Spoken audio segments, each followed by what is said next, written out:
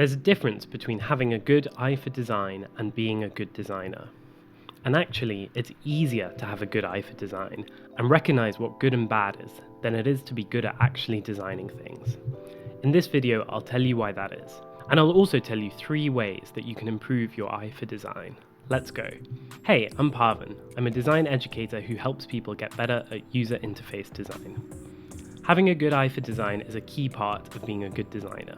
It goes beyond just having an opinion on what's good and bad, and it helps you think in more structured ways about why designs work or why they don't. But having a good eye for design isn't equivalent to being a good designer. And it's easier to be able to tell what good design is than it is to be able to make good designs. Now, this principle in general applies to every craft or skill or hobby you can think of. When you start to learn something new, there's a steep learning curve. You start by learning how to recognize what makes something good before being able to match that level of good. This is why when you start any new hobby, whether you're an interface designer or you're carving spoons or you're a calligrapher or you're a carpenter, it's why the start is always so frustrating. You learn what good looks like before you're able to attain it. But then, over time, as you immerse yourself in that skill, you overcome that challenge. And as well as recognizing what good looks like, your craft develops, and eventually you get up to the level of your eye for design. Now, developing a well-honed design eye is a critical skill for designers to have, and that's because your design work is limited by how good your design eye is.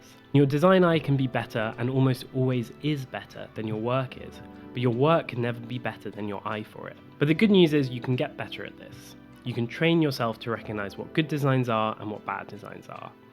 And here are 3 strategies to do so. The first way is by studying designs.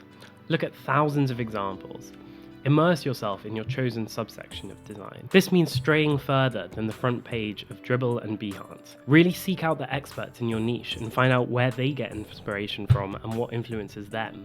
You'll learn to recognize what good is by looking at a huge amount of both good and bad. One thing I do, I regularly check Typewolf's site of the day just to see tons of exciting ways of pairing typography, pairing typefaces, and using that to create really stunning website designs. Some really nice sites I found this way are Opening Line, which is this super cool copywriting studio, and it's got this beautifully animated landing page, and Off the Wall, which is an aerial dance studio, and it's got this gorgeous one-page layout. I also personally spend way too much time on Twitter, looking at tweets from really talented designers, seeing the work they've made, and trying to understand their approach. So some lovely design details I've read about recently are on the Liveblocks website. They shared how they created all these really fiddly bits of user delight, and then also these design details in the Netflix iOS app. They walk through how they made this and why they've done it. Whenever I find designs like this that I really appreciate, I always take time to share it back with my team, and the practice of just describing what it is that I like about a site and trying to put into words what it is that I like or what it is that I don't like, it really helps with understanding my personal preferences.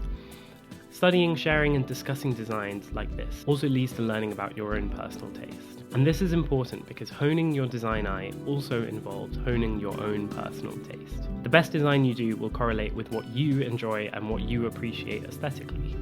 So learning what that is as early as possible will be a huge help. The second way to improve your eye for design is by studying design as a subject. Study design as theory, study critical commentary, listen to design podcasts, start or contribute to a discussion group. Dig out and read case studies that show why a designer has chosen to do something in a particular way. Some of the best design theory books and magazines that I've purchased recently are Design as an Attitude by Alice Rawsthorn, The Best Interface is No Interface by Golden Krishna. I really love this one. And then a magazine, kind of zine journal that I got recently is this, Design Reviewed. This is a smaller publication and it's a spin-off of the much grander quarterly Disegno journal, and this is dedicated to experimental design writing. This is the first issue, it just came out. One of my favorite pieces in it was a teardown of the Apple Watch and the value of fitness trackers in our life, written by Helen Gonzalez Brown. And I loved it. I really can't recommend it highly enough. Now, theory often gets criticized as being too far away from practical applications. And I'll be the first to admit that academic design books can often fall into the trap of being theory for theory's sake.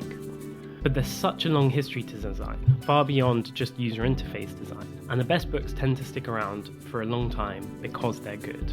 so it's worth looking them up. The last way to improve your eye for design is just by designing. Design work is often corrective, which means you're constantly making small tweaks to your designs to make them sharper and more refined.